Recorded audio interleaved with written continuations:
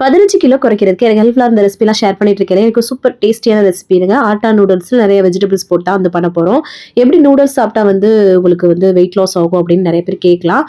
நம்மளோட cravings control பண்ணாலே நமக்கு வந்து வெயிட் லாஸை நல்லாவே கண்டினியூ பண்ணுவோங்க.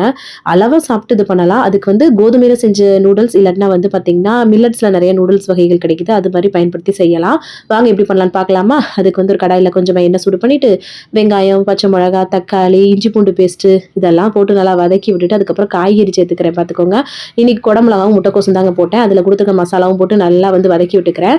அதுக்கப்புறம் நீங்கள் வந்து பார்த்தீங்கன்னா வேற பீன்ஸு, கேரட்டு அப்புறம் இது இருக்கு இல்லையா மீன் மேக்கரு இல்லைன்னா முட்டை இதெல்லாம் கூட போட்டு பண்ணலாம். தண்ணி வந்து முங்குற அளவுக்கு வச்சுவேங்க நான் எப்போவுமே. இதுதான் என்னோட ரேஷியோ. சரிங்களா? ஏன்னா நிறைய பேர் தண்ணி ரேஷியோவும் கேட்குறீங்க.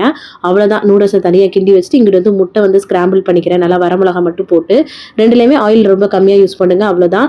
எங்களுக்கு இந்த நூடுல்ஸோட முட்டையை மிக்ஸ் பண்ண அம்மாச்சியெல்லாம் சாப்பிட மாட்டாங்க. ஸோ அதனால வந்து தனித்தனியாக வந்து பண்ணிக்கிட்டாச்சுங்க. இல்லைன்னா மீன் மேக்கர் வந்து சேர்த்துக்கோங்க. வெயிட் லாஸ்க்கு அளவாக சாப்பிடணும். அது ரொம்பவே முக்கியங்க. இந்த அளவுக்கு இருந்தாவே போதும். தேங்க்ஸ் ஃபார் வாட்சிங். பாய்.